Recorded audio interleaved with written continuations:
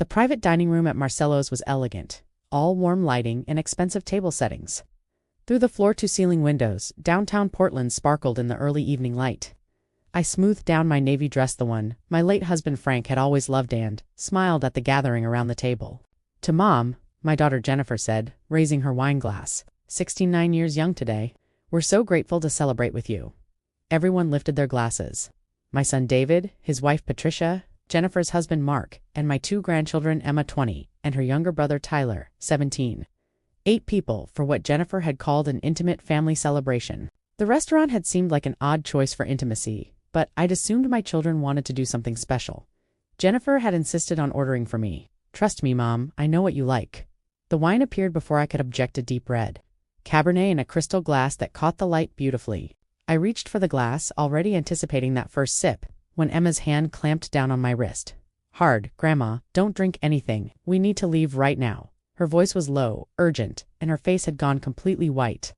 My 20-year-old granddaughter looked terrified. I froze, the wine glass inches from my lips. "What's happening?" "They put something in your glass." Emma's fingers dug into my arm. "Please trust me, we need to go." Right now, around the table, conversation faltered. Jennifer's smile remained fixed, but her eyes had gone cold. "Emma, don't be dramatic. What are you talking about?" "I heard you on the phone, Mom." Emma's voice shook, but she didn't let go of my arm. "I heard everything." The room went absolutely silent. "Grandma, please." Emma was standing now, pulling me up with her. "I'll explain everything, but we have to leave now." I looked at my daughter's face, really looked at. I tanned, saw something that made my blood run cold. Not surprise, not confusion, anger. Jennifer looked furious. In 43 years of being a mother, I'd learned to trust my instincts. And right now, every instinct I had was screaming danger. "I'm not feeling well," I said, grabbing my purse. "Emma's going to take me home." "Mom, don't be ridiculous." David stood up. "You haven't even eaten." "We have the whole evening planned," I said. "I'm not feeling well." I heard the steel in my own voice, the tone that had closed million-dollar real estate deals and stared down difficult clients for 4 decades. "Emma's taking me home now." Jennifer moved to block the door. "Mother, you're being completely unreasonable. We've reserved this room for the entire evening." "We have," she stopped herself. "We have a birthday cake coming, and other surprises." "Other surprises?" Emma's voice rose. "You mean the lawyers waiting upstairs? The power of attorney documents? The plan to drug Grandma until she's compliant enough to sign away everything she's built?" The room erupted. "You ungrateful little." Mark started toward Emma, but I stepped between them. "Touch my granddaughter and I will have you arrested for assault." My voice could have cut glass. "Emma, we're leaving now." Patricia tried to grab my other arm. "Margaret, you're clearly confused. Maybe we should call your doctor." "I'm calling my attorney," I said. "And if any of you try to stop me from leaving this restaurant, I'm calling the police." I could see the calculation in Jennifer's eyes. Whatever they'd planned, it required me being compliant, cooperative. A scene in a public restaurant wasn't part of the script.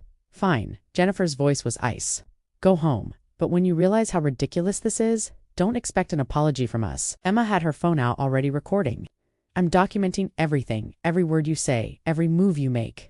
And Grandma's going straight to the emergency room for a blood test." "A blood test." David laughed, but it sounded forced.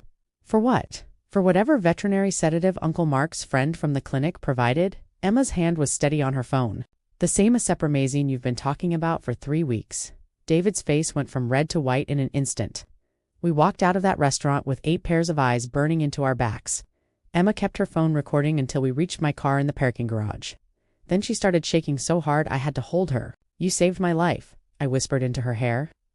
"Oh, Emma, you saved my life." "I heard Mom on the phone," she sobbed. 2 days ago she didn't know I was home. She was talking to Uncle David about the plan and making sure you're compliant. And once we get the signatures, we move fast." I didn't understand at first, but then I heard her say something about your wine being specially prepared, and I knew. I knew they were going to hurt you. I pulled back to look at her face. "How did you know about the drug? About acepromazine?" "I've been researching for 2 days straight. Barely slept. I found texts between Mom and Uncle Mark about his friend at the veterinary clinic. I found the private room reservation at the restaurant 3rd floor, booked from 7 to 11 p.m. And Grandma... She pulled up her phone. "I found the lawyers they hired. Simmons and Crane, they rescheduled to be in that private room at 7:30. That's 20 minutes from now." My hands had started shaking too. They were going to drug me, get me to sign documents while I was sedated. Power of attorney, property sale agreements. everything. Emma wiped her eyes. Mom's been planning this for months, maybe longer. I found spreadsheets on her laptop calculating how much your properties are worth and how much they need to cover their debts. Uncle David lost his job 6 months ago. Mom and Mark have over $200,000 in credit card debt and a second mortgage. They can't pay. They're desperate, Grandma, and they decided you were the solution. I sat in the driver's seat of my Mercedes, trying to process what Emma was telling me. My children, the babies I'd raised, the young adults I'd supported through college, the professionals I'd been so proud of had planned to drug me and steal everything I'd spent 40 years building. Emergency room, Emma said firmly. Right now, we get a blood test before whatever they put in that wine would have metabolized. Then we call the police. The wine? I stared at Emma. I never took a single sip. Thank God, Emma's voice broke again. Thank God I got there in time. I started the car. My hands were steadier now. Emma, what you did tonight, standing up to your mother, risking everything, you're my grandmother. You raised me half the time when Mom was too busy with her career. You taught me about integrity and standing up for what's right. You think I was going to let them hurt you? Emma's jaw was set, and I could see myself in her face. The same determination, the same steel spine. This is going to destroy your relationship with your mother. My relationship with my mother died the moment I heard her planning to drug you. Emma looked at me with absolute certainty. Some things are more important than family peace. Like protecting the people who actually deserve protection. Before we continue, please leave a comment telling us where you're watching from and subscribe to Never Too Old channel. We're creating a community of people who know that our best chapters can happen at any age. Now, back to the story. I drove to St. Vincent's emergency room with Emma beside me, both of us silent, both of us processing what had just happened. In the rearview mirror I could see downtown Portland fading behind us, and somewhere in a private dining room at Marcello's. My children were probably realizing their entire plan had just collapsed. To understand what my children tried to take from me that night, you need to understand where it came from. Every dollar, every property, every asset they viewed as their inheritance, it was built on 43 years of work that started with nothing. I met Frank Walsh when I was 23 years old, working as a secretary at a construction company in Portland. He was a carpenter, 25, with calloused hands and the bluest eyes I'd ever seen. We were married 6 months later in a ceremony that cost $200, and we spent our honeymoon weekend painting our first apartment. Frank had a dream. He wanted to buy houses, fix them up, and rent them out. Real estate, Maggie, he'd say, studying property listings at our kitchen table. That's how regular people build wealth. One house at a time. We saved every penny for 3 years. I took evening classes in bookkeeping and property management. Frank worked overtime and learned every trade he could. Plumbing, electrical, roofing, drywall. Frank renovated it himself, working nights and weekends. I handled the tenant screening, lease agreements, and financial records. Within 2 years, we had enough equity to buy a second property. Jennifer was born in 1982 when I was 26. David came along 3 years later. I worked from home, managing our growing rental portfolio while raising 2 babies. Frank kept his carpentry business during the day and worked on our properties at night and weekends. You're teaching them the wrong values, my mother-in-law used to say. Children need to see their father at dinner, not covered in sawdust. But Frank and I were building something. By the time Jennifer started kindergarten, we owned 4 rental properties. By the time David started middle school, we had 8. I'll never forget the day Jennifer came home from her friend's house, 12 years old, and said, "Why don't we live in a nice house like Amanda's family? Why do we have to live in this small place?" We lived in a modest 3-bedroom house in a working-class neighborhood. It was clean, safe, and paid off. But it wasn't fancy. Because every extra dollar goes into building our future, Frank explained. Someday you'll understand, but Jennifer never did understand, and neither did David. They were embarrassed by Frank's calloused hands and worn work clothes, embarrassed by my thrift store finds and coupon clipping, embarrassed by everything that made us who we were. Jennifer got a business degree and went into marketing. David studied engineering. Both of them settled into white-collar professional lives and made it clear they'd risen above their blue-collar roots. "You could retire, Dad," David said at Sunday dinner, probably when he was 25. "You've got enough rental income. Why are you still swinging a hammer?" "Because I like building things," Frank said simply. "And because your mother and I have plans." Our plans included buying a small commercial building downtown, which we renovated into office space. Included investing in a mixed-use development in the Pearl District before it became trendy. Included careful, strategic property acquisitions that grew our portfolio to 18 rental properties by our 35th wedding anniversary. We weren't rich, we were comfortable. The properties generated about $35,000 a month in rental income after expenses. Our personal needs were modest. We saved and reinvested religiously. "You're sitting on millions," Jennifer said at Frank's 60th birthday party. Millions, and you still shop at Goodwill. Your grandmother survived the Depression, Frank said quietly. She taught me that security comes from assets, not spending. 3 years ago, Frank started feeling tired. Unusually tired. The diagnosis came fast and hit like a sledgehammer. Pancreatic cancer, stage 4. He died 6 months later on a Tuesday morning in March, holding my hand. Take care of it, Maggie, he whispered near the end. Everything we built. Don't let them waste it. I knew who them meant. Frank's funeral cost $8,000, Jennifer suggested. I spent $30,000 on a proper memorial service. David wanted me to buy burial plots in an expensive cemetery where successful people are buried. I held the funeral Frank wanted, simple, dignified, focused on the man he was, not the wealth he'd built. And I heard what Jennifer and David whispered to each other at the reception. She'll sell everything now. She can't manage it alone. We should talk to her about the estate. Make sure our inheritance is protected. Mom's never been good with business. Dad was the brains. I was standing 10 feet away from them. They didn't bother to lower their voices. For 3 years after Frank died, I ran our real estate portfolio alone. I hired a property manager to handle day-to-day issues, but I made every major decision. I reviewed every financial statement. I vetted every tenant personally. The portfolio was now worth approximately $2.3 million. 18 properties, all with positive cash flow, minimal debt. Frank and I had structured everything carefully. The properties were in a family trust with me as trustee, designed to pass to our children after my death with minimal tax consequences. But Jennifer and David didn't want to wait for me to die naturally. At Sunday dinners, the monthly obligation meals, ID insisted on maintaining after Frank's death ID. Hear the comments. Mom, you're 69, you've lived your life. Why not enjoy the money instead of hoarding it? You're going to work yourself to death managing all those properties. Why not sell and simplify? Have you updated your estate plan recently? We should look at it together. I always deflected, changed the subject. Made it clear the properties weren't for sale, and the estate plan was my business. But I watched Jennifer's eyes when she looked at my house, my car, my modest lifestyle. She saw waste. She saw her inheritance being squandered on a woman who should have the decency to spend down her assets or die already. 6 months ago, the Sunday dinners became more aggressive. Mark and I are in a difficult financial situation, Jennifer said over coffee. We've made some investment mistakes. If you could just lend us $100,000? No, Mom, we're family. We'd pay you back. You make a combined income of over $200,000 a year. Your financial difficulties are a spending problem, not an income problem. Jennifer's face had gone hard. You're going to let your own daughter lose her house? You're not going to lose your house.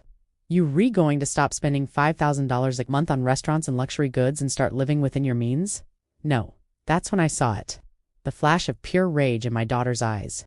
2 weeks later, David came over with a proposal. He'd brought paperwork, professionally prepared documents, suggesting I transfer several properties into his name for estate tax purposes. This is actually a smart strategy. Mom, my financial advisor says your financial advisor is wrong. And this is a terrible strategy. I'd had our estate attorney review the documents. They would have transferred over $800,000 in assets to David immediately, with no benefit to me or the estate. You don't trust your own son. I don't trust anyone who brings me documents designed to separate me from my assets. David left angry, and I started paying closer attention. I noticed phone calls that ended abruptly when I entered the room. Exchanged glances between Jennifer and David at family dinners. Questions about my health, my memory, my capacity to manage complex financial matters. Mom forgot she already told me that story, Jennifer said to David at the last Sunday dinner, loud enough for me to hear. I'm getting worried about her memory. I'd forgotten nothing. I'd told no story twice, but I understood what they were doing, building a narrative of incompetence, laying groundwork. 3 weeks ago, Jennifer called with the birthday dinner invitation. Just family, Mom, intimate, and special. We've reserved a private room at Marcello's. You'll love it, I'd agreed, unsuspecting, grateful that my children still wanted to celebrate with me. And now I knew the intimate private room wasn't for celebration.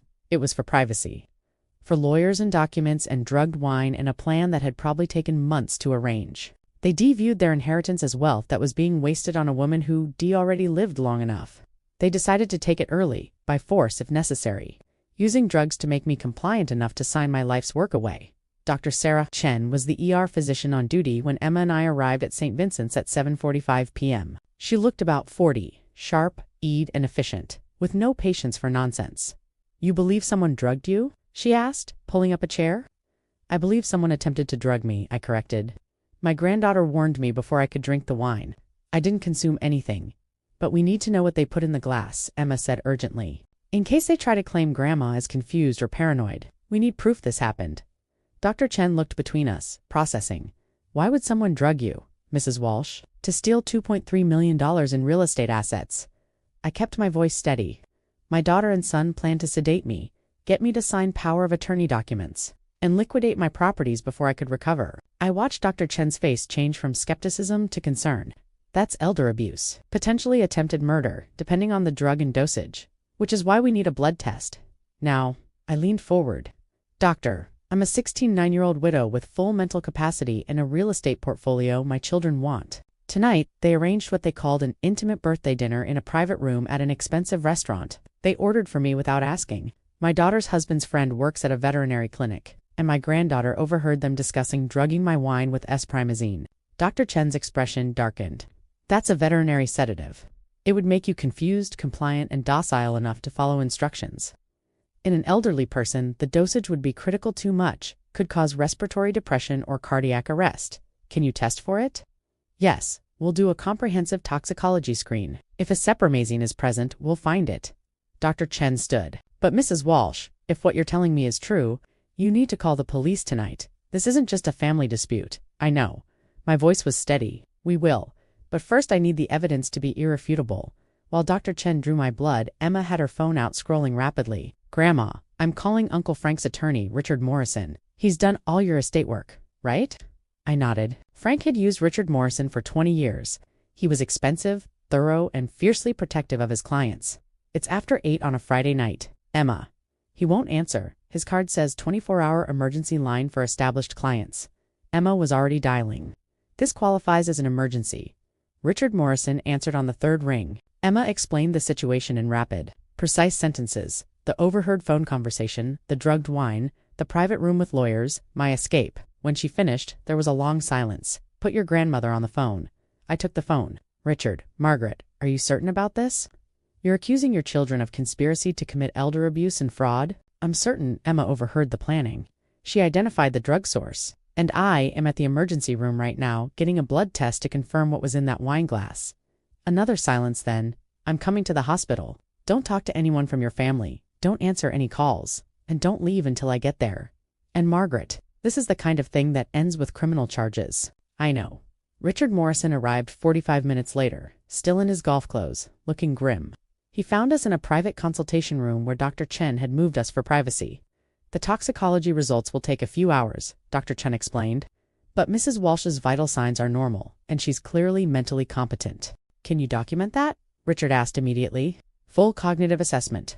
I want it on record that Margaret Walsh is of sound mind, capable of making her own decisions, and shows no signs of diminished capacity. Dr. Chen nodded. I'll do a full mini-mental state exam. For the record, while Dr. Chen conducted the cognitive tests which I passed easily, scoring 30 out of 30. Richard interviewed Emma. Tell me everything you heard, saw, or found. Every detail. Emma pulled out her phone. I have screenshots of text messages between my mom and Uncle Mark. I accessed them from the family computer we all share. They're discussing the clinic friend and making sure the dosage is right for her weight. Richard's jaw tightened. Forward those to me immediately. What else?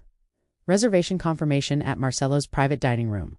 3rd floor, booked 7 to 11 p.m. The room name is Walsh Celebration. The reservation notes say additional guests arriving at 7:30 and complete privacy required. Additional guests would be the lawyers, Richard muttered. Who made the reservation? My mom. But Uncle David's credit card is on file for payment. What else? I found a document on my mom's laptop. It's a spreadsheet calculating Grandma's property values, estimated sale prices, and how much they'd net after paying off the mortgages. There's a column labeled split showing how they'd divide the money. Richard leaned forward. Can you access that document again? Already forwarded it to myself before we left for dinner. I knew I might need evidence. Emma looked at me. I'm sorry, I invaded Mom's privacy, Grandma, but you saved my life, I said firmly. You have nothing to apologize for. Dr. Chen returned with a printed report. Mrs. Walsh scores 30 out of 30 on the mini-mental state exam. Her cognitive function is excellent. Memory, attention, language, and spatial skills are all normal for her age. I'm documenting this explicitly because I suspect you'll need it. Thank you, doctor, Richard said. Now we wait for the toxicology results. We waited in that consultation room for 3 hours. Richard made phone calls, speaking in low, tense tones. Emma ordered food from the hospital cafeteria, though none of us ate much. I sat quietly processing the fact that my own children had tried to drug me. My phone rang 14 times. Jennifer calling repeatedly, David, 6 calls, Mark, twice, Patricia once. I didn't answer any of them. At 11:47 p.m., Dr. Chen returned with a printed lab report. Her face was grave. The toxicology screen came back positive for acepromazine. Trace amounts in your system, consistent with environmental exposure or secondary contact, but nothing approaching a therapeutic dose. I never drank the wine, I reminded her. I know. But Mrs. Walsh, this is significant. The drug was present, which means it was likely in that wine glass. If you'd consumed even half that glass, given your age and weight, you would have been significantly sedated within 20 to 30 minutes, enough to be compliant, Richard asked. Enough to be confused, docile, and suggestible. You'd appear functional to witnesses but would have impaired judgment and reduced inhibitions. Someone in that state might sign documents they wouldn't normally sign. Dr. Chen's voice was hard. And if the dosage was wrong, Mrs. Walsh could have experienced respiratory depression, cardiac arrhythmia, or worse. Acepromazine isn't approved for human use. Its effects on elderly humans are unpredictable. Richard stood. It's attempted poisoning, possibly attempted murder, depending on the dosage. Doctor, I need you to write a detailed medical report documenting everything: the blood test, the cognitive exam, your medical opinion on what would have happened if Mrs. Walsh had consumed a full glass of acepromazine wine. I'll have it ready in an hour. Dr. Chen looked at me with something like respect. Mrs. Walsh, your granddaughter saved your life tonight. If you'd drunk that wine, we'd be having a very different conversation. Possibly in the ICU. After Dr. Chen left, Richard turned to us. We're calling the police tonight. And Margaret, you need to understand this will destroy your relationship with your children. They'll face criminal charges, prison time. They'll lose their professional licenses, their reputations, everything. They already destroyed our relationship, I said quietly. The moment they decided I was an obstacle between them and their inheritance, the moment they decided drugging me was an acceptable solution. There's no going back from this. I know. But Richard, if I don't prosecute this, they'll try again. Maybe with a different method. Maybe with a higher dosage. And next time, Emma might not overhear their planning. I looked at my granddaughter, who'd been sitting quietly absorbing everything. I won't risk that. Richard nodded slowly. Then we called Portland police. Detective Marcus Thompson arrived at the hospital at 1:15 a.m. He was in his 50s with gray hair and the tired eyes of someone who'd seen too much human darkness. Richard made the introductions. Detective Thompson specializes in elder abuse and financial crimes. I called him directly. Thompson set up a recording device. Mrs. Walsh, I need you to tell me everything from the beginning. Every detail you remember. I walked him through the entire evening, the birthday dinner invitation, the private room, the wine I'd almost consumed, Emma's urgent warning, the overheard conversations about drugging me. I described my children's financial desperation, their attempts to access my assets, the building narrative of my supposed incompetence. Emma showed him the text messages, the spreadsheet, the restaurant reservation. Dr. Chen provided the toxicology report and her medical analysis of what would have happened if I deconsumed the drugged wine. Richard added the legal context, the family trust structure, the value of my estate, the significance of power of attorney in accessing my assets. Thompson listened to all of it, his expression growing darker. When we finished, he sat back and let out a long breath. Mrs. Walsh, what you're describing is conspiracy to commit elder abuse, attempted poisoning, and attempted fraud. Possibly attempted murder, depending on how the DA wants to charge it. These are serious felonies. I understand your children will be arrested. Tonight we'll need to move fast before they realize their plan has failed and try to destroy evidence. Thompson looked at Emma. You're the key witness. You heard the planning, found the evidence. You understand, your mother will know you're the one who exposed her. I understand. Emma's voice was steady. My mom stopped being my mom the moment she decided to hurt Grandma. I'm not protecting someone who'd drug an elderly woman to steal her money. Thompson nodded with approval. We'll need to search your mother's house, computer, and phone. We'll need access to the text messages and emails. And we'll need to interview Mark's friend at the veterinary clinic. I can give you everything, Emma said. The restaurant, Richard interjected. The private room on the 3rd floor. The lawyers who were supposed to be there. That's evidence too. Thompson was already on his phone. I'm sending officers to Marcello's now. We'll secure that room and interview the staff. If there are documents in that room, we'll seize them. Over the next 2 hours, Detective Thompson's team moved with impressive efficiency. Officers went to Marcelo S. and found the private dining room exactly as Emma had described, reserved under Jennifer S.'s name. Booked until 11 p.m., with a notation about additional guests arriving at 7:30. The restaurant's event coordinator confirmed that Jennifer had specifically requested complete privacy and had asked about soundproofing. More damning, 2 men had been in that private room from 7:30 to 9 p.m. The restaurant staff described them as lawyers or business professionals with briefcases. They'd left when it became clear the family party wasn't coming upstairs. Thompson obtained the security footage. The video showed Jennifer, David, Mark, and Patricia arriving at 6:45 p.m. It showed Mark taking something small from his jacket pocket and handing it to the waiter with specific instructions. It showed the waiter preparing my wine glass separately from the others at a service station hidden from the dining room cameras. "That's our poisoning," Thompson said grimly. On camera. At 3:30 a.m., armed with search warrants and arrest warrants, Thompson's team moved on 3 locations, simultaneously: Jennifer and Mark's house in Lake Oswego, David and Patricia's house in West Lynn, and Mark's workplace at Cascade Veterinary Clinic. Emma and I weren't present for the arrests, but Thompson called us at 6:15 a.m. with the results. We found the acepromazine bottle at Mark's house, hidden in his home office in a locked drawer. The label matches the inventory at Cascade Veterinary Clinic. We've arrested Dr. Rebecca N., the veterinarian who provided it. She's claiming Mark told her it was for a family dog, but her logs show she dispensed enough acepromazine for a large animal weigh, more than needed for any pet. "How much?" I asked. "Enough to sedate a horse, Mrs. Walsh. If you'd consumed that entire glass of wine, the dosage would have been potentially fatal." Dr. Chen was right. This wasn't just about making you compliant. This was dangerous. Richard's face had gone pale. They were willing to risk killing her. They were desperate, Thompson said. "David lost his engineering job 8 months ago, not 6 months like you thought. He's been lying to everyone, including his wife. They're 4 months behind on their mortgage.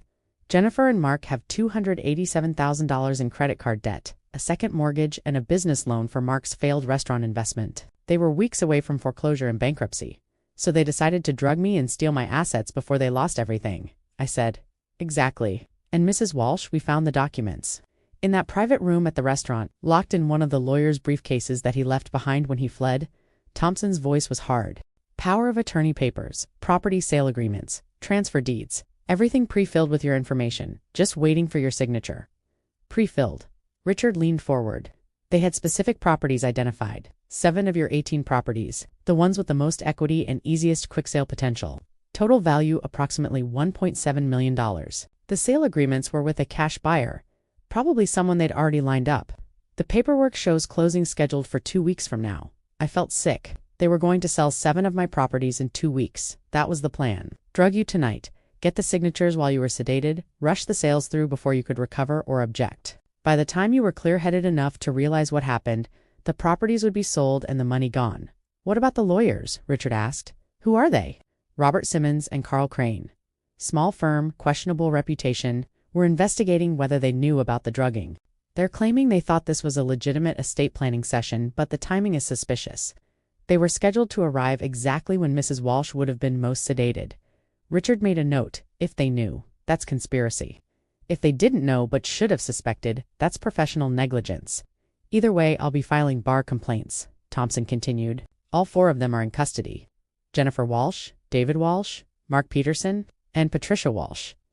They're being held on charges of conspiracy to commit elder abuse, attempted poisoning, conspiracy to commit fraud, and attempted theft. Bail hearing is Monday morning." "For people," I said softly. "My entire immediate family, except for Emma and Tyler." "Tyler didn't know," Emma said quickly. "He's 17. Mom kept him completely in the dark. He texted me at midnight asking why Grandma left dinner and why Mom wasn't answering her phone. I told him to stay with his friend this weekend." Thompson nodded.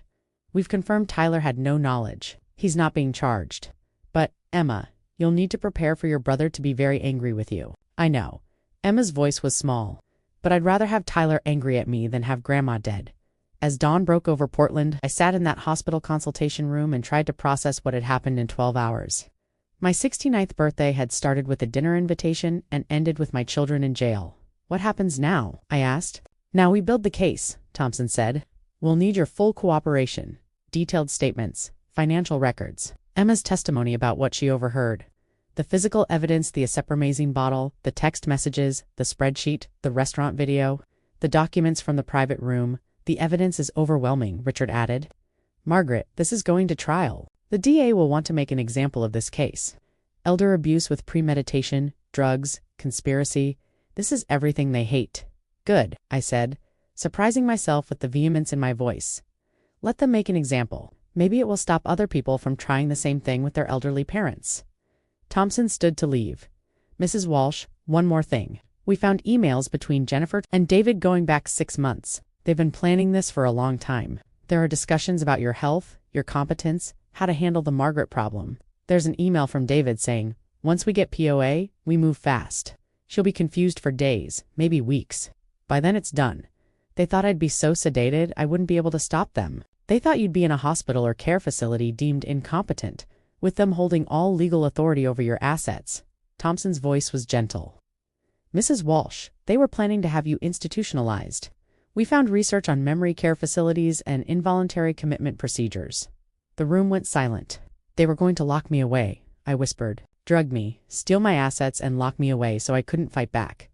That appears to be the plan. Yes. Richard's hands had clenched into fists. How long? The emails suggest they were going to seek conservatorship and place her in memory care for her own safety. They were researching facilities that cost $8,000 to $12,000 per month. Thompson's face was grim. Basically, they were going to use her own money to keep her locked up while they liquidated her assets. Emma was crying silently. I pulled her close. But they didn't succeed, I said firmly. Because my granddaughter is brave and smart and saved my life. Thompson nodded. Emma's testimony is going to be crucial. And Mrs. Walsh, I want you to know in 20 years of working elder abuse cases, I've never seen a victim escape this cleanly. Usually, by the time we get involved, the damage is done. You're alive, clear-headed, and in full control of your assets because Emma warned you in time. That's extraordinary. After Thompson left Richard, Emma and I sat together in the quiet hospital room. The sun was fully up now, a beautiful Saturday morning in Portland. Somewhere in the city, my children were in jail cells. Somewhere, Tyler was waking up to find his family destroyed. Somewhere, the rumor mill was starting to spin. What do I do now? I asked Richard. Now, you go home. You rest, and on Monday we start the legal war. Richard's voice was steel. We're going after full prosecution on criminal charges. We're filing for permanent restraining orders. We're documenting everything for civil suits to recover your legal fees and damages. And we're making damn sure they never get close to you or your assets again. Tyler, I said suddenly, Emma's brother. He's 17, still a minor. His parents are in jail. He can stay with me, Emma said immediately. Or with Grandma. He shouldn't be punished for what Mom and Dad did. Richard nodded. We'll file emergency custody papers on Monday. Margaret, you'll likely be granted temporary guardianship of Tyler. He can finish his senior year of high school with stability, and then we watch your children face the consequences of trying to drug and rob their own mother. Richard's voice was cold. This is going to be very, very public. Margaret, your family's dirty laundry will be in the newspapers. Your children will be known as the people who tried to poison their elderly mother for money. Are you prepared for that? I thought of Frank. Of 43 years of building something from nothing. Of every house we'd renovated, every tenant we'd carefully screened, every financial decision we'd made with integrity. They didn't care about destroying me, I said. Why should I care about preserving their reputations? Good answer, Richard said. Because this is going to be brutal. On Monday morning, I walked into Richard Morrison's law office with Emma beside me. Tyler had joined us at my house the night before, tearful and confused, demanding to know why his parents were in jail. Emma had told him everything, shown him the evidence, explained what Mom and Dad had planned to do to Grandma.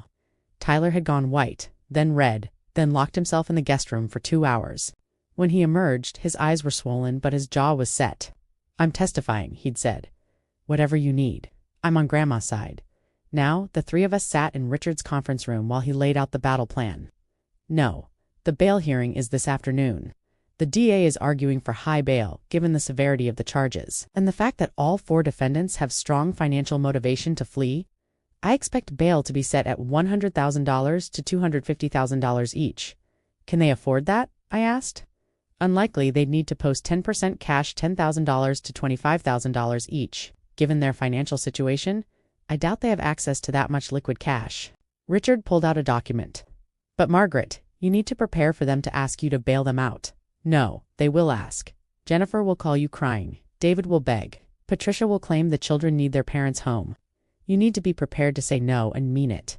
And bail out people who tried to drug me and steal my life. Work. I said. That's not even a difficult decision. Richard nodded approvingly. Good. Now, the criminal charges. The DA has charged all four with conspiracy to commit elder abuse in the first degree, attempted poisoning, conspiracy to commit fraud, and attempted theft. Jennifer and Mark face additional charges related to obtaining the acetylpromazine illegally. Dr. Rebecca N. is being charged separately for illegally dispensing controlled substances. What are the potential sentences? Emma asked. If convicted on all counts, Jennifer and Mark are looking at 8 to 15 years. David and Patricia, 6 to 12 years. These are serious felonies, and the DA is pushing for the maximum.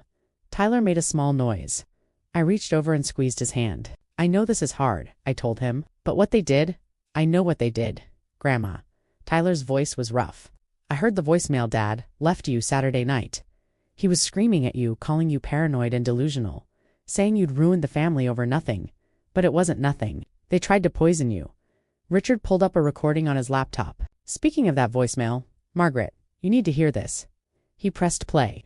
David's voice filled the room, loud and vicious. You crazy old woman. You've destroyed this family over nothing. Over a simple birthday dinner. Emma filled your head with paranoid delusions, and instead of trusting your own children, you ran to the hospital and called the police. Do you have any idea what you've done? I've lost my job. Jennifer's going to lose her house. We're all facing jail time because you're a paranoid, senile old woman who can't tell the difference between family looking out for you and some imaginary conspiracy. I hope you're happy. You've destroyed us. And when this is over, when you realize how wrong you were, don't come crawling back asking for forgiveness. You're dead to me. Dead. The recording ended. The room was silent. He doesn't deny the drugging, Emma said softly. He just says it doesn't matter. Like poisoning Grandma was justified because they needed the money. That's going to be their defense strategy, Richard said. Not denial, justification. They'll argue they were desperate, that Margaret has more money than she needs, that they only wanted what was rightfully theirs anyway. They try to paint themselves as victims of circumstances who made a bad decision under pressure. Will that work? I asked. Not with this evidence, but it will make for ugly testimony. They'll attack your character. Margaret, they'll call you greedy, selfish, a hoarder who cares more about money than family. They'll bring up every time you refused to lend them money, every gift you didn't give, every vacation you didn't fund. Let them. My voice was hard. I worked for every dollar I have. They're not entitled to it just because they're my children. Over the next week, the case built momentum. Detective Thompson's team uncovered more evidence, emails between Jennifer and David discussing the inheritance problem, texts between Mark and Dr. N about obtaining the right dosage, and most damning, a recorded phone conversation between Jennifer and a real estate investor who agreed to buy the 7 properties. For fast cash, close, no questions asked. The bail hearing resulted in bail set at $200,000 for Jennifer and Mark, $150,000 for David and Patricia. None of them could post it. They remained in custody. Jennifer's lawyer called Richard on Thursday. Mrs. Walsh, your daughter is asking if you'll post her bail. She's willing to sign an agreement staying away from you if that's what you want. She just wants to be home with her children. Tell my daughter the answer is no. She tried to drug me and steal my assets. She can stay in jail. She's your daughter. She stopped being my daughter when she decided I was an obstacle to her inheritance. I hung up. That weekend, Emma, Tyler, and I sat in my living room and talked about the future. I'm not going to college next year, Emma announced. I'm taking a gap year. Maybe 2. Emma, no. Your education can wait, Grandma. You need someone here. Someone you can trust. Emma's voice was firm. Mom's out of the picture. Dad's in jail. You're about to go through months of legal battles and media attention. I'm not leaving you alone. Tyler nodded. I'm staying too. When I graduate in June, I'm going to community college here in Portland. I'm not leaving. I looked at these 2 young people, 19 and 17, both risking their futures to stand with me and felt something crack open in my chest. Your parents will never forgive you, I said softly. You understand that? Even after they're released? Even years from now, they'll blame you for their imprisonment. They'll call you traitors. Good, Emma said fiercely. Because they are criminals who tried to hurt someone I love. And if standing up for you makes me a traitor to them, then I'm proud to be a traitor. Tyler's voice was quieter but just as certain. Dad called you paranoid and delusional in that voicemail, but Grandma, you're the sanest person I know. You built a business from nothing. You've managed 18 properties for 3 years alone. You're not senile or incompetent or any of the things they tried to claim. They're just mad because you caught them. When I was 12, Emma said, I asked Mom why we couldn't spend more time with you. She said you were difficult and set in your ways and that she had to manage your expectations. I believed her, But now I realize you weren't difficult. You just had boundaries. You didn't hand them money whenever they asked, so they decided you were the problem. Your grandfather Frank would be proud of you both, I said, my voice breaking. He always said the measure of a person is what they do when it's hard. When the right choice costs them something, Grandpa taught me that, Tyler said. Before he died, he told me, Tyler, your parents have good jobs and nice things, but they've forgotten what really matters. Don't make their mistake. Some things are more important than money or status. I didn't understand then. I do now. We sat together in comfortable silence, these two young people who'd chosen integrity over family loyalty, truth over comfort. I want to teach you the business, I said suddenly. Both of you. Emma, you're good with people and details. Tyler, you're studying engineering. I want to teach you how to manage properties, evaluate investments, work with tenants. I want you to understand what your grandfather and I built and why. You mean Emma's eyes went wide? I mean, someday this will be yours. The properties, the business, the legacy, but not as an inheritance you sit around waiting for. As something you earn by learning it, working in it, proving you understand its value. Tyler was crying silently. We won't let you down, Grandma. I know you won't because you've already proven who you are. The trial began 4 months later. In March, the prosecution had offered plea deals, reduced charges in exchange for guilty pleas, but Jennifer and David refused. They wanted their day in court. Convinced they could make a jury understand their desperation, they were wrong. The trial lasted 2 weeks. I sat in the courtroom every day with Emma on one side and Tyler on the other. Richard had prepared me thoroughly for what was coming. They're going to attack you, he'd warned. They'll paint you as a miserly old woman who hoarded wealth while her children struggled. They'll bring up every time you said no to them, every gift you didn't give. It's going to be ugly. He was right. Jennifer's attorney, a sharp-faced woman named Diane Cross, went after me on cross-examination with vicious precision. Mrs. Walsh, you have approximately $2.3 million in assets, is that correct? Yes, and you live in a modest 3-bedroom house worth perhaps $350,000. Yes, you drive a 10-year-old Mercedes. Yes, you shop at Goodwill for your clothing. Sometimes, I see no reason to waste money on expensive clothes, so you have millions in assets, but you refuse to spend any of it. Cross's voice dripped with disdain. I spend money on what matters: property maintenance, property taxes, living expenses. I donate to charity. I live comfortably within my means. But you refused to help your daughter when she was facing foreclosure? My daughter was facing foreclosure because she and her husband spent $287,000 on credit cards for luxury goods while earning $200,000 a year. That's a spending problem, not an income problem. So you believe in letting your own children lose their homes?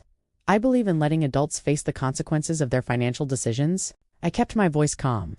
My husband and I offered to help Jennifer create a budget. We offered to pay for financial counseling. We did not offer to simply hand her $100,000 to continue enabling irresponsible behavior. Irresponsible behavior. Cross's voice rose. Mrs. Walsh, Jennifer is your daughter. Doesn't family mean anything to you? Family means a great deal to me, which is why I'm heartbroken that my daughter tried to drug me and steal my life.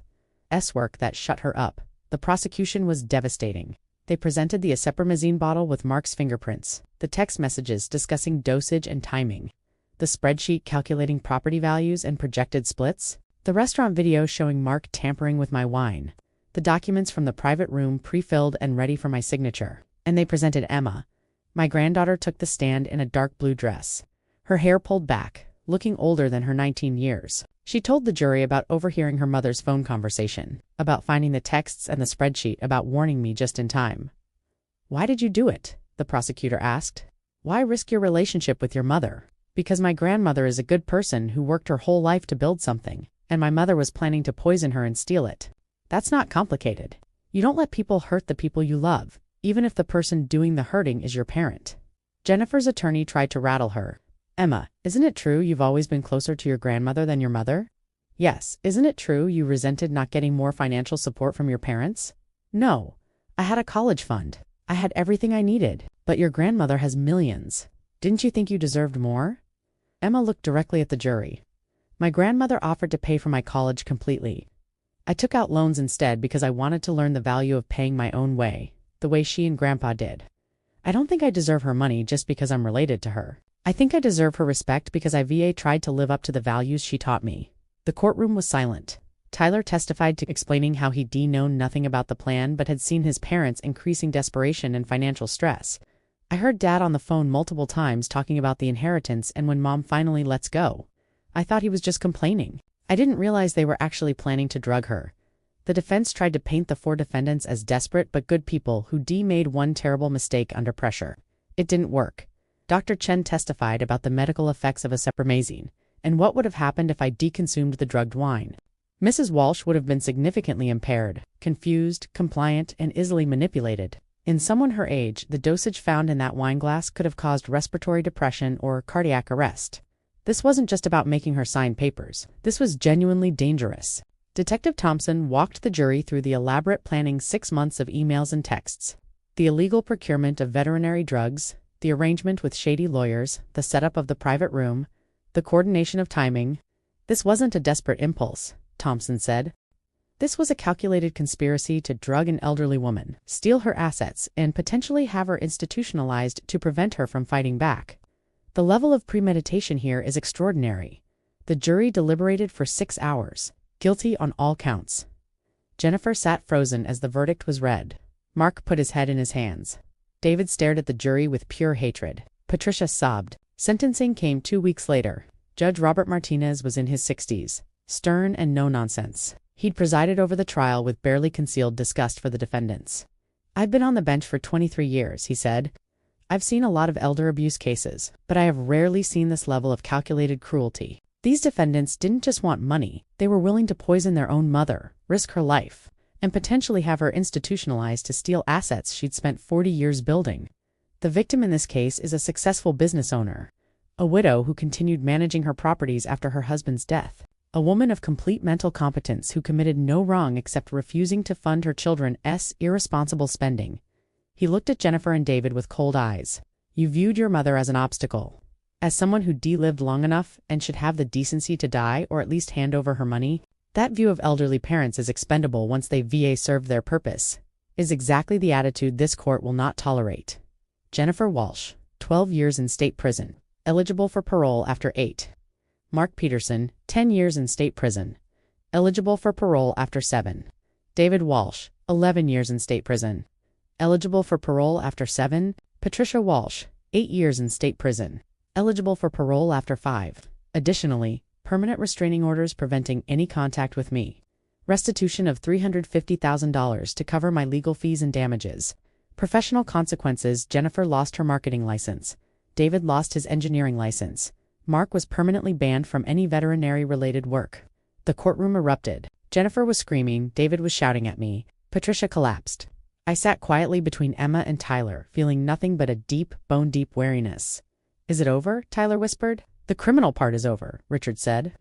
"We still have civil suits to recover additional damages, and they'll likely appeal, though they won't win. But yes, the worst is over." As we left the courtroom, reporters crowded around us. The case had made national news. The wealthy widow whose children tried to drug her for her inheritance, saved by her granddaughter's warning. I gave one statement, written by Richard, delivered on the courthouse steps. "I spent 43 years building a life and a business with my late husband. We worked hard, saved carefully, and built something we were proud of. My children viewed that life's work as their inheritance money they deserved simply for being born. When I refused to fund their irresponsible spending, they decided to take what they wanted by force. They were willing to poison me, steal from me, and lock me away to do it. Today, justice was served. I hope this case sends a message that elderly people are not expendable. We are not obstacles to be removed. We have value, dignity, and the right to control our own lives and assets. Thank you." I didn't take questions. We walked to Richard's car and drove away. 2 years have passed since that March sentencing. I'm 71 now, and my life looks nothing like it did the night of my 69th birthday dinner. Emma finished her gap year and enrolled at Portland State, studying business management. She works for me 20 hours a week, learning property management from the ground up. She's good at IT, patient with tenants, firm with contractors, detail-oriented with finances. She reminds me of Frank. Tyler graduated high school with honors and started at Portland Community College, studying engineering. He spends his summers working on property renovations, learning the hands-on skills his grandfather valued. He has Frank's gift for seeing potential in broken things. Together, they've helped me expand the business. We bought 2 more properties in the past ERA, small apartment building in Southeast Portland, and a commercial space downtown that we reconverting to retail. The portfolio is now worth approximately $2.8 million. I've updated my estate plan. The family trust now names Emma and Tyler as beneficiaries, with Richard Morrison as trustee until Emma turns 30. Jennifer, David, Mark, and Patricia are explicitly excluded. Richard drafted language making it clear that their exclusion is due to their criminal actions, not any incapacity on my part. This will prevent them from claiming undue influence, Richard explained. You've documented exactly why they're disinherited. I send letters to the prison occasionally. Not to Jennifer or David, I have nothing to say to them, but to Patricia and Mark, because they're still Emma and Tyler's parents, and because I believe people can change. Patricia has responded twice. Brief letters, mostly apologies. I was desperate and stupid. I followed my husband into something unforgivable. I think about what we almost did to you every day. I understand if you never forgive me. I won't say I've forgiven her, but I've stopped being angry. Mark has never responded. Jennifer and David have never written. Emma says her mother sends her letters regularly, which Emma doesn't read. She doesn't get to pretend we have a relationship, Emma says. She tried to poison her own mother for money. I'm done. Tyler is more conflicted. Part of me misses Dad, the version of him I thought he was. But that person never really existed, did I? The real Dad was someone who drugged his mother-in-law to steal her money. We talk about this often, the three of us. How to grieve people who are still alive but dead to us. How to reconcile the parents Emma and Tyler remember with the criminals they actually were. Your grandfather used to say people show you who they really are when the money runs out. I tell them, he said, real character appears when someone has to choose between their values and their comfort. And Mom and Dad chose comfort, Emma says quietly. They chose money over integrity, over family, over basic human decency. I squeeze her hand, but you and Tyler chose differently. You chose what was right even when it cost you everything. The business thrives. Our 18 properties now, 20 generate about $42,000 a month in rental income after expenses. Emma and Tyler earn salaries for their work. We've established college funds for them, retirement accounts, savings. You're teaching us the way Grandpa taught you, Tyler says. How to build something real, something that lasts. We have Sunday dinners every week. Sometimes it's just the three of us. Sometimes we invite Richard and his wife, or Detective Thompson and his family, or Dr. Chen. We've built a chosen family of people who proved themselves when it mattered. Frank's picture sits on the mantel. Sometimes I talk to it, telling him about Emma's latest property showing or Tyler's progress on the apartment building renovation. You were right about them. I tell the picture. About Jennifer and David. You saw who they were becoming and you warned me. I should have listened sooner. But I also tell him about Emma and Tyler. These two, Frank. They're what we hoped our kids would be. They're carrying forward what we built. Not the money, the values, the integrity. The belief that you build something worth having through work, not shortcuts. Last month, Emma asked if she could invite her mother to Sunday dinner when Patricia is eventually released. I don't want a relationship with her, Emma clarified. But Tyler does, and I think he should have the chance. And Grandma, I know she hurt you. I know what she did. But she was also the least involved in the planning. She followed Uncle Mark into it, and I think maybe she deserves a chance to prove she's changed. I thought about it for a long time. When Patricia is released, which won't be for at least 3 more years, we'll discuss it then. I won't promise anything, but I won't automatically say no. Emma hugged me. Thank you for not being like them, for not closing every door. I'm not like them because I know the difference between boundaries and cruelty, I said. They're in prison because they tried to drug me and steal my life's work. That's justice, but I don't need to punish them forever. Time and their own choices have already done that. The business continues to grow. We're looking at properties in Vancouver, Washington, expanding into a new market. Emma wants to focus on affordable housing, buying older buildings and renovating them into quality apartments for working families.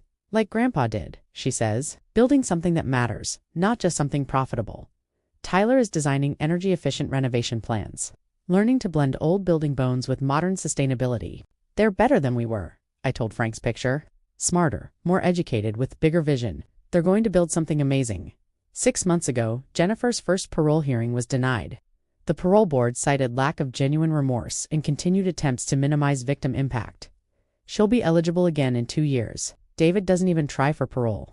According to Emma, who stays vaguely informed through prison records, he's become a disciplinary problem fighting with other inmates, refusing counseling, accumulating infractions that push his release date further away. He's still angry, Emma says, still blaming everyone but himself. Mark is taking classes, working in the prison library, apparently attempting rehabilitation. Patricia is in a different facility, participating in victim empathy programs and financial literacy classes. Do you think they've actually changed? Tyler asks sometimes. I think Mark and Patricia have realized what they lost, I say carefully. Whether that's the same as genuine change, I don't know. David and Jennifer are still convinced they were justified. That I was selfish and they were just trying to claim what should have been theirs anyway. It was never theirs, Emma says fiercely. They didn't build it. They didn't work for it. They just wanted to take it. Exactly. And that's the difference between them and you too. You're learning the business, working in it, earning your place in it. By the time it's yours, you'll understand its value because you've built value yourselves last week. We closed on the Vancouver property, a small apartment complex that needs significant work but has excellent bones. Tyler's already designing the renovation plan. Emma's already interviewing contractors. Grandpa would love this, Tyler says, studying the building's original craftsmanship. Solid construction quality materials. They built things to last back then. Your grandmother and I built things to last too, I tell him. Not just buildings, values, character. A legacy that goes beyond money. Today is my 71st birthday. Emma and Tyler insisted on celebrating a private dinner at home, not a restaurant. Emma cooked lasagna. Tyler made his grandfather's favorite chocolate cake from Frank's old recipe card. To Grandma, Emma says, raising her glass of wine and, this time I can drink it without fear. Who taught us that real wealth isn't what you have? It's who you are and what you stand for. To Grandpa, Tyler adds, who built something real and taught us to value what matters. To family, I say quietly, not the family we're born into, but the family we choose. The people who stand with us when it's hard, who choose right over easy, who prove themselves when it matters. We clink glasses. 2 years ago, I almost died in a private dining room at Marcello's, drugged by my own children. Today, I'm alive, healthy, in control of everything I built, surrounded by people who love me for who I am, not what I have. Jennifer, David, Mark, and Patricia are in prison, stripped of their licenses, their reputations destroyed, facing years of consequences for their choices. And Emma and Tyler are here, learning the business, building their own integrity, carrying forward the legacy that Frank and I created through 43 years of hard work. Sometimes the good guys win. Sometimes justice is actually served. Sometimes the people who try to destroy you end up destroying only themselves. And sometimes, not always, but sometimes the next generation turns out better than the one before. Stronger, wiser, more committed to doing what's right, even when it costs them everything. What are you thinking about, Grandma? Emma asks, seeing me lost in thought. I'm thinking about how proud Frank would be of you too. Of what we're building together. I smile at them. And I'm thinking about how close I came to losing all of this. If you hadn't warned me, Emma, if you hadn't trusted your instincts and risked everything to save me. But I did. Emma squeezes my hand because you taught me to. You and Grandpa taught me that some things are worth fighting for, worth sacrificing for, and you're one of those things. Tyler nods. You've spent your whole life building something worth protecting. It was our turn to protect it. To protect you, we sit together in the dining room of the house Frank and I bought 40 years ago. The same table where we planned our first property purchase. The same kitchen where we celebrated every milestone, every success, every small victory on the path to building something real. Outside, Portland sparkles in the evening light. Somewhere in this city are 18 properties, soon to be 20, that represent decades of work, integrity, and values that matter more than money. And here, at this table, are the two people who will carry those values forward, who prove that family isn't about blood, it's about character. It's about choosing to stand with someone when standing with them costs you everything. That's the real inheritance I'm leaving them, not millions in real estate. But the knowledge that integrity matters more than comfort, that character is built in the hard moments. That's some things some people are worth protecting even when the cost is devastating. Jennifer and David will get out of prison someday. They'll be older, poorer, stripped of everything they valued. Maybe they'll have learned something. Probably they won't, but either way, they'll discover that the world moved on without them, that the mother they tried to destroy thrived, that the inheritance they tried to steal went to people who actually deserved it. And maybe, just maybe, they'll finally understand what Frank always tried to teach them. You do want to build wealth by taking it from others. You build it through work, through integrity, through values that last longer than any bank account. Some lessons cost everything to learn. I'm grateful I survived to see them learn it. So, that's my story. I'd love to hear what you think. What would you have done if you discovered your own children were planning to drug you? Could you have prosecuted your own family, knowing it would destroy those relationships forever? Let me know in the comments and subscribe for more stories like mine.